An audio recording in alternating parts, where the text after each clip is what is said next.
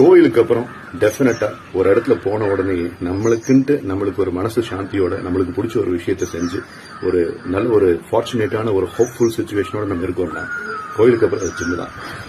Australian cricket legend Don Bradman நம்ம legend டெண்டுல்கரை பார்த்து இவர் விளையாடுறத பார்த்தா என்ன மாதிரியே இருக்கு, நான் விளையாடுற மாதிரியே இருக்கு அப்படின்னு சொன்ன மாதிரி நீங்க அந்த மாதிரி சில விஷயங்களை சில பேர்த்து கூட ரிலேட் பண்ணிக்கிறதுக்கு ஒரு சான்ஸ் இருக்கு. அது ஒரு மோட்டிவேஷனை கொடுக்கும். நம்மள மாதிரியே நம்ம சின்ன வயசுல இப்படித்தானே இருந்தோம், நம்ம இதே மாதிரி தானே திங்க் பண்ணோம், நம்ம இந்த மாதிரி தானே பிஹேவ் பண்ணோம் அப்படின்ட்டு. அந்த மாதிரி ஒரு என்வரான்மெண்ட் நிலவரது எங்கன்னு சொல்லி கேட்டீங்கன்னா ஜிம்ல.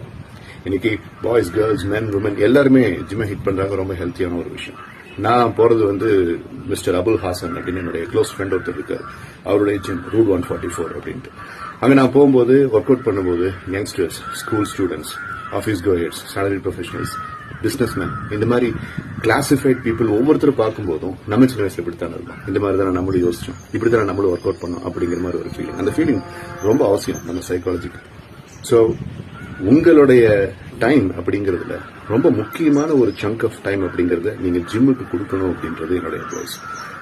ஜிம்ல போய் பாருங்க, டெஃபினட்டா உங்களுக்கும் அந்த மாதிரி ஃபீலிங் வரும். You'll be able to relate.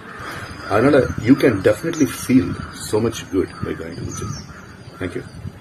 Jai Hind.